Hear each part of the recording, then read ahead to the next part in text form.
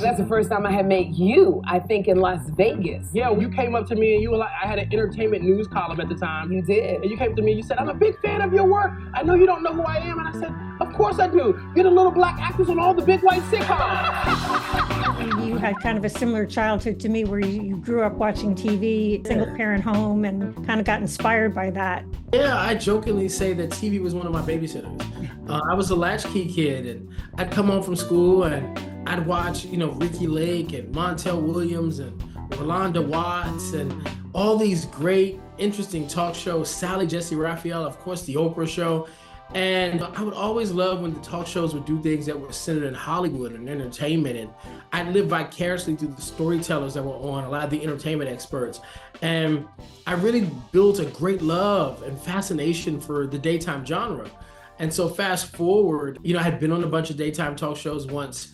I started doing a lot of television. I've had deals with networks for daytime talk shows that couldn't be sold. And then ultimately, when Sherri decided that she wanted to do a show on her own, she had a great run as a co-host on The View. She came to me one day and said, I want to do a talk show. What are we doing? And I kind of came up with an idea and kind of mapped out what I thought the Sherri Show would look like. And she said, I love this. And she finessed it and we married our ideas and kind of polished what we had. And she said, listen, I'm not doing this without you. I'm a great talent. You know this space. Let's see what magic we can make together. So tell me, what's your favorite part of doing the show? Like, you're on air, which is very unusual for someone who works on the show behind the scenes, but you're actually on air. Like, is that your favorite part? But no, listen, I enjoy being on air because prior to going on this journey with Sherri, the majority of my career been on air. My first act was as an entertainment news writer. And just a few years into my entertainment news writing career, I became a radio personality on the nationally syndicated Tom Joyner Morning Show. And it was such a popular radio show at the time that, radio used to be known for your voice. Well, Tom Joyner Show was so popular that the radio personalities became talent. And I was 25 years old when I joined the show. I was the youngest person to ever join that show as an on-air talent. And then ultimately, I decided, I allow my backup plan, which was journalism, to take precedent over my plan A, which was television. I wanted to be the Black Regis Philbin. I love guys like Tom Bergeron and Arsenio Hall. For an old school reference, I love being the Black Ed McMahon on this show. I'm really in a space now where I'm more like the Black Michael Gelman. And so whereas my initial desires were to be the Black Regis Philbin, I think being the Black Michael Gelman is so much more rewarding because I have ownership in the creativity. I have a voice in shaping the show and helping to develop the content and making sure that Sherri's voice and her dream for this show isn't lost in anyone else's creativity. But nonetheless, that still isn't my favorite part of the show. My favorite part of the show is the encounters that we have with our viewers. There's both our in-studio viewers who come and experience the show in person, and we have some favorites that come and sit in our audience. One in particular is a lady who shared with me at the end of last season that in 2021, her 40-year-old daughter died from COVID. And that it was very traumatic for her. And she said, John, some days I'm only holding on by a thread.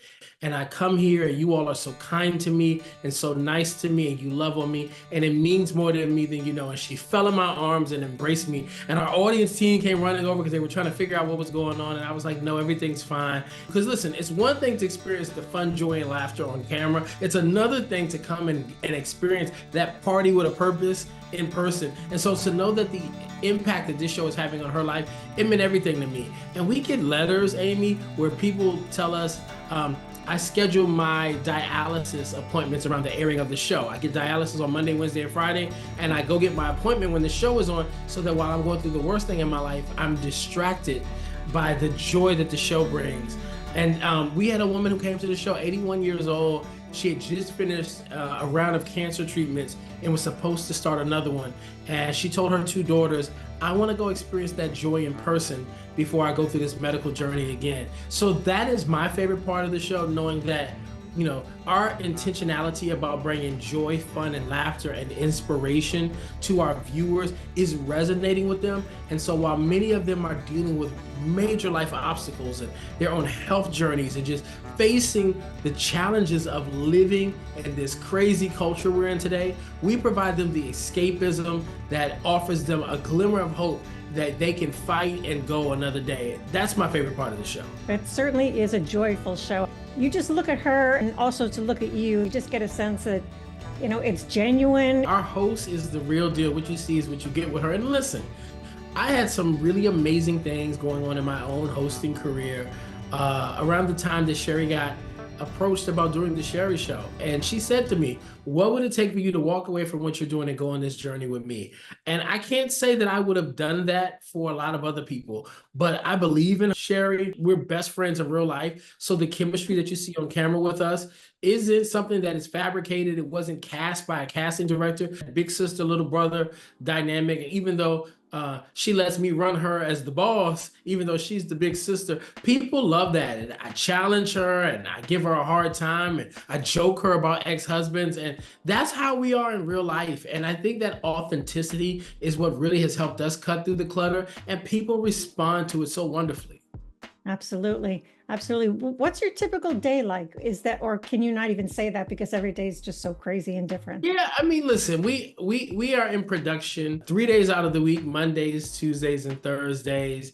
And it is an ever evolving, ever changing dynamic. But I can tell you from a general standpoint, as someone who used to be a night owl, who used to maintain rock star hours, my alarm clock now goes off at 6 a.m. I'm usually out of the door by 7:15 a.m. and in the office at 7:30 in the morning. We have our morning meeting where we work on Sherri's monologue at 8 a.m. And then after that, it's the train has left the station. All the other elements are coming into place. We're pulling all aspects together because, at least 3 days out of the week, we're live.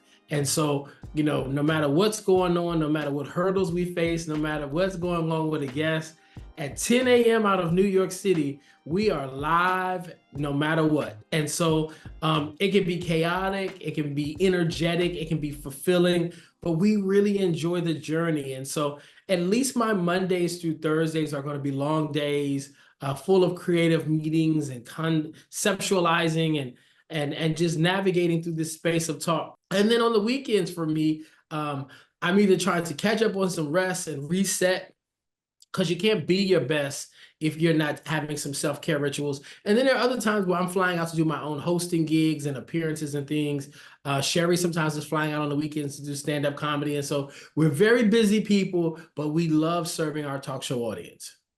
Off the top of your head, has there been any shows that you just thought, oh my gosh, this will never work, or, what if she gets hurt doing this stunt? I call her real life I Love Lucy. I mean, Sherri really embodies the physical comedy of Lucille Ball, who is one of her creative inspirations. Our dressing rooms for our guests that come to the show, they're all themed after female personalities that have inspired Sherri. So we have the Marsha Warfield, who people know from Night Court. We have the Lucille Ball. We have the Joan Rivers, who gave Sherri some of her best career advice, which was funny girls always work. And we have the Whoopi Goldberg room. And so she's been inspired and has pulled from each of those ladies and just their brilliance. And so she's this unique gumbo of energy and joy and laughter. And so we love the physicality of Sherri and how she's able to do her storytelling and often really get involved physically.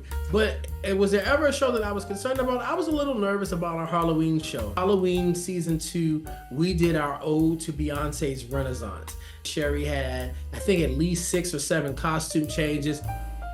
She got up on the horse like Beyonce. She did choreographed dancing, and she had to do all of these Beyonce-inspired moves and sequences and things, while Beyonce's mother, Tina Knowles, was here at our show. And so it was such a detailed episode. It was fully encompassing. But at the end, the payoff was the industry trades and the entertainment newspaper said Sherri wins Halloween. And every other show should cancel Halloween because Sherri has perfected it. And so the response from it was pretty phenomenal. And all that hard work really translated into viewership. Wow. Is there anything coming up this season that's different? Well, we love to derive themes from Sherri's life and take elements of her and really use it to encourage and inspire our audience. So one of the themes of this season is it's never too late. You know, Sherri's whole testimony is that, you know, she finally got her own daytime talk show after wanting her own daytime talk show for 18 years as a 54-year-old woman. There's so many people who would have given up on that dream, that they would have thought it was over and not going to happen for them. But she was in passionate pursuit of making sure this was the one thing that she wanted to accomplish, because it was one of the things that motivated her very early on in her career.